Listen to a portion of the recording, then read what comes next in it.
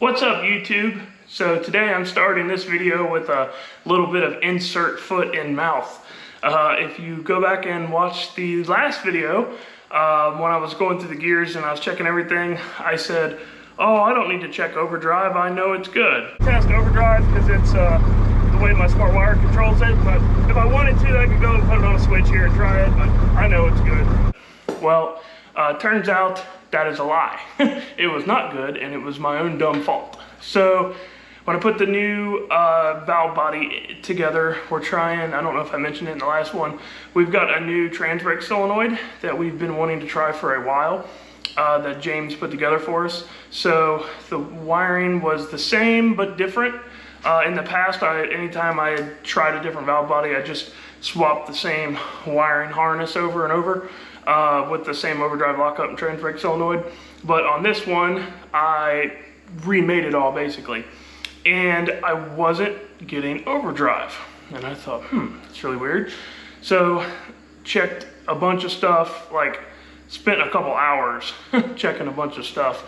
The nice thing about the smart wire is it'll pull up what they call live channel data, which will show you the current that's going to, like when you command, say, when you command overdrive, it'll show you how many volts is going to it and the current that's going to it. It'll also show you the status of on or off. And I was getting the voltage going to it, but I was getting no current. It was just 0.00. So good indication that that wasn't working correctly. And then when I would hit the trans brake button, it would show power to the overdrive, which shouldn't be. So I was like, okay, something really screwy is going on here. So spent a bunch of time checking everything, typical wiring stuff, make sure you got 13 volts here, 13 volts here, and making sure that you got power to all your stuff, check all your grounds, what everybody tells you, all that stuff. And so what it ended up being was my own stupid mistake.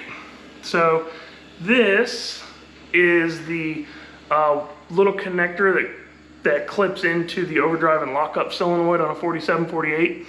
And if you peel the back of it off, this is what it looks like. You've got 3 wires going to it. You've got an orange wire, a brown wire for overdrive and lockup, or in this case, overdrive and dump valve. And then the blue wire here in the center is your ground. Well, what I did was I cut this wire, and the way that I have my wiring on my transmission is I'm sending power to the solenoids and they're grounded all the time, which is the opposite of how they work in a normal application, because the smart wire doesn't send a ground output, it only sends power outputs. So basically you just reverse the polarity. You ground it all the time, send power when you want to command it. Well, that's all well and good if you actually terminate the ground to a ground. So what I had done is I had cut the ground wire from the harness, from the 8-pin connector to here, and I terminated the wrong side. I terminated this side, the harness side, to a ground, and so my overdrive and lockup solenoid had no ground. So the dump valve was actually trying to work because it was like finding a ground internally, but the current was super, super low on it.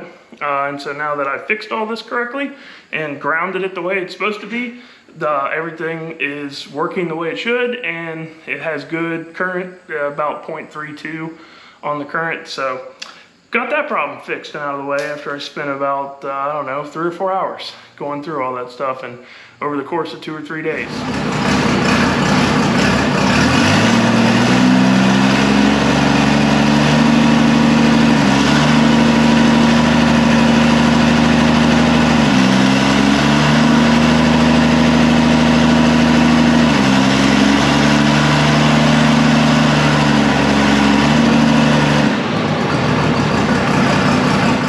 So I guess that was my big insert foot and mouth moment, but it's all good now, and we're ready to proceed. So I was going to do a spool up right now because it's been raining like crazy here, and we've got a little break in the window on the rain.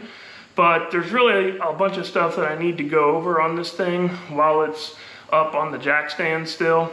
And after I do a spool up, I'd like to service it because I like to change the oil after it's good and hot. And it's after a spool up is when it's good and hot. It just gets all the oil, you know, the most oil you could possibly get out of it when it's hot, because that 50 weight oil, if you try to change it when it's cold, there's a bunch of it that'll still be left in there. You'll never really get a good consistent oil change. So try to just be consistent on that kind of stuff. I want to go over some stuff on this. I have a sneaking suspicion that my rear axle is out of square.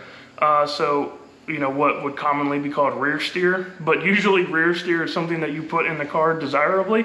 I went over my dad's car. If you watched the video of taking my dad's car to the track, and if you go back to that video and watch it, and I talk about putting the 3 flats in the lower passenger ladder bar to get it to go straighter. Well, I actually found out that rear end was off by, it wasn't quite 5/8 of an inch, but it was a little bit over 1/2 inch. So it was actually cocked in the car 1/2 inch. And it's hard to measure that with a tape measure. If you tape measured it out, it didn't look like it was really that far off. But my dad, being a frame guy, a body guy, he's got this sweet thing called a tram gauge. And I'll show you guys what a tram gauge looks like when I do this one. But basically, imagine like a giant set of calipers almost. And you're able to measure off of factory points on the car that you know are symmetrical with each other. And we found out that his car the rear end was out of square that much. So I have a suspicion that my rear end might not be as square as I think it is, which is causing some issues possibly. Well, it definitely would be causing some issues if it's out of square. So I don't want to do that. I don't want to take it off the stands and do a spool up and all that just to put it right back on the stands and go through all this. So I'm going to probably go get that tram gauge from him and see what we got, and then we'll see where we're at. We'll talk about that, and maybe I'll show you guys how you can check for squareness, a couple different ways to do that. So I elected to go ahead and do some spool up testing with this thing. After looking at it, I'm gonna have to reposition the jack stands anyways to do the things that I wanna do. So I'm gonna go ahead and get that out of the way and get it serviced, and then that can be kind of like the last thing that I check before we go race it. So I'm gonna get this thing down off the stands and get it outside and start doing some spool ups.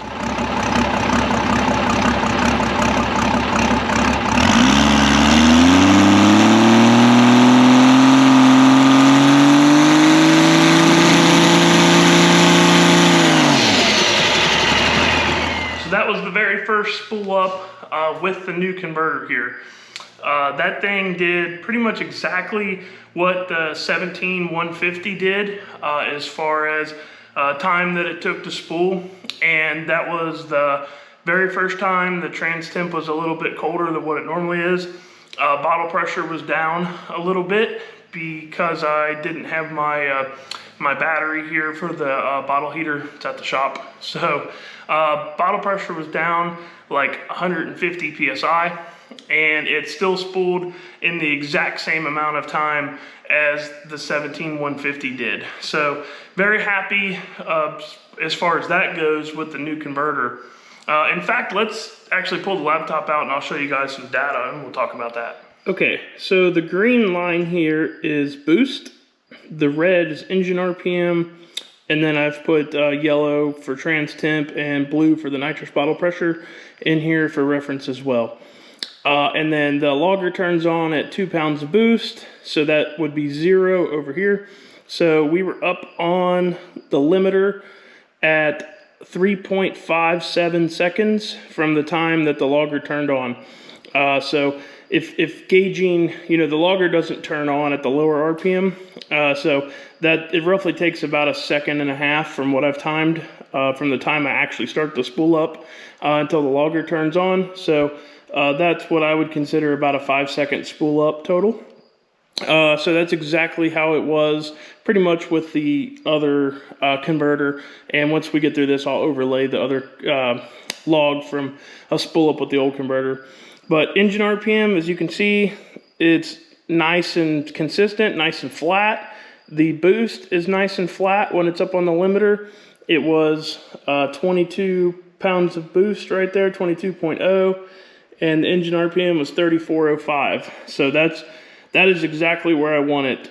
When this thing went 135, 60 foot, 377 to the 330, this was the exact amount of boost and RPM that it was on the starting line when it made that pass. So this is absolutely, I'm not touching anything. I'm going to leave it right like this. So here's the interesting part, or the part that leaves room for improvement on the spool up. So trans temp was 112 degrees consistently during the spool up, which is fine. Not too low. Like I said, I try to get the trans temp up even on the first one, so that way it's nice and consistent. But I know that you know, come day when we're actually going to be at the track with this, it's probably going to be more like 120, 130. So that'll loosen the converter just ever so slightly, maybe 0.2 pounds of boost, not very much, you know, might be lower, 0.2 pounds of boost, but 112 is consistent enough to where I'm happy with that number. But the bottle pressure here, you can see when it was up on the limiter was 787. Usually I shoot for at least 950 PSI of bottle pressure. And because I didn't have my bottle heater, I wasn't able to heat the bottle up enough. Well, I wasn't able to heat it up at all. So I was just kind of like, well, we'll see where it's at with this. And it did the exact same thing with 150 PSI, actually about 170 PSI less pressure. So if you are familiar with nitrous, or if you've watched my Nitrous 101 video, you know that bottle pressure is very important. So 170 PSI of bottle pressure is a tremendous amount more nitrous. So I suspect that this thing will spool quite a bit faster once the bottle pressure is correct. Now, of course, it could be too much bottle pressure and it could pop and backfire, but I don't believe it will be because of how similar this converter is acting to the old converter. I know that it's not going to do anything with that. My jet sizes are small enough. The first kit is just a 24 jet, and then the first spool kit, and then the second spool kit is a 038. So there's nothing, you know, they're not very big at all. So adding some more pressure to it is just going to get me more nitrous to get it up through the tightness part of the converter. The longest part that it takes to spool is from idle to about 11 or 12 PSI of boost. Like you can see right there, that ramp is really starting to come in, and that's 11.7 pounds of boost. So once you get it from idle to that 10, 11 pound range, it's up, it's rocking and rolling. You'll get it up on there. So that's what I use the nitrous for, to get it through the tight part of the converter there. So more bottle pressure will give me more nitrous through that spot. So this ramp should be even more aggressive, and it should be back here, which means that it'll be a lot quicker. So now I'll overlay one of my last spool ups that are similar to this in boost with the 17150, and I'll show you guys a little comparison of it. Okay, so I went back through and I found the closest thing that I could come to with this, with the old converter. And this would have been at UCC this year. So this is when the converter was starting to show problems. But as far as time goes, this is the closest thing that I have in spool up reference that makes the same amount of boost. But you can see that the red, all the colors before are the old log, the one that we just did. And then everything else, these lighter colored, these more pastel colors are the new one. So the engine RPM on this one is purple, the boost is this pink color, and then trans temp is this light blue, and then bottle pressure is this orange. So you can see the ramp of boost is pretty much the same. This one came up just a hair quicker, which is the UCC spool up, but it fell off and it made a little bit less boost, like where mine was making, you know, 22 pounds of boost before. This thing was making, right at 22 pounds right there, but the engine RPM is a lot lower, 30-23, and that's because that converter was starting to have problems, and that's why the ramp here, as it gets up on the limiter, it falls off and then it kind of comes back up.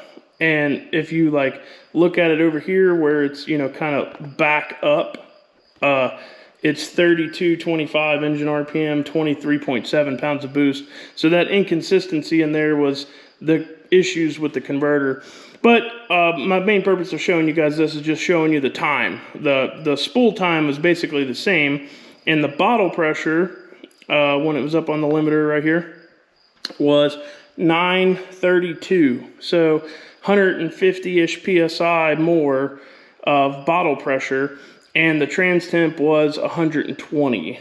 So the trans was just a hair hotter, and the bottle pressure was higher, and it still spooled in the same amount of time as what this new converter did with less bottle pressure. So basically the point of showing you guys this is that this new converter is showing to be very promising, and definitely confirming the issues that we found with the irregularities. I went through about 10 logs trying to find one close enough, and I couldn't find one that did the same thing twice. So this converter has been fighting us this whole year. So just wanted to show you guys that, so that way you can understand, you know, what we're talking about data here wise, and you know, why I'm happy with what this new converter is doing so far as Spool Up goes. So I'm happy enough with all that information to where I feel confident in not needing to do more and more spool ups. I think we got something really good, exactly right in the sweet spot. Which is perfect. It's right in the fucking slot. That we can go to the track with and hopefully perform really well. So we're done with that. I went ahead and got this thing serviced, got the oil changed, got the fuel filter changed. I just have a couple little things I need to do to it. I need to change the oil in the injection pump because it's about due every 15 to 20 passes is what I'm told I need to change that at. We're at 17 runs right now. So gonna get the oil changed in that. Just a bunch of little piddly things. Like I said, go over the truck, make sure it's good. But that's pretty much a wrap for pre-testing prep. So the next time you see a video about this thing, hopefully we should be at the racetrack with it.